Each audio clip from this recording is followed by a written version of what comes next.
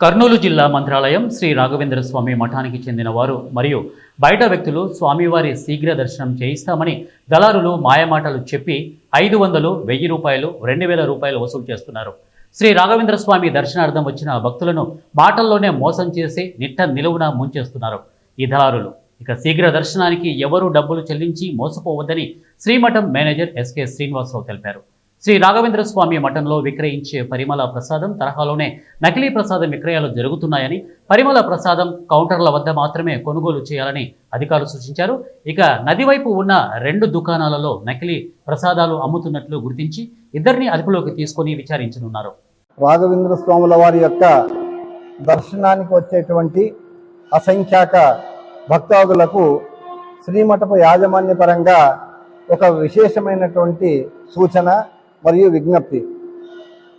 ఇటీవల కాలంలో మంత్రాలయ శ్రీక్షేత్రంలో ప్రతినిత్యము కూడా మూలరామచంద్రుల వారికి, శ్రీ రాఘవేంద్ర తీర్థ స్వాముల వారికి విశేషంగా పరిమళ ప్రసాదాన్ని నివేదన చేసి, పరిమళ ప్రసాదం కౌంటర్లో మనము అధికృత రసీదుతో ఇవ్వడం జరుగుతున్నటువంటి విషయం అందరికీ తెలిసినదే.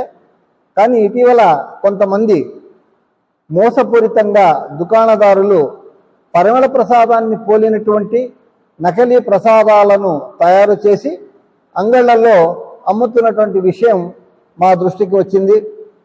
ఇదే విషయంగా ఫుడ్ ఇన్స్పెక్టర్ గారు కూడా కొన్ని అంగళ్లలో తనిఖీ చేసి కొంత పరిమళ నకిలీ ప్రసాదాలను కూడా సీజ్ చేయడం జరిగింది.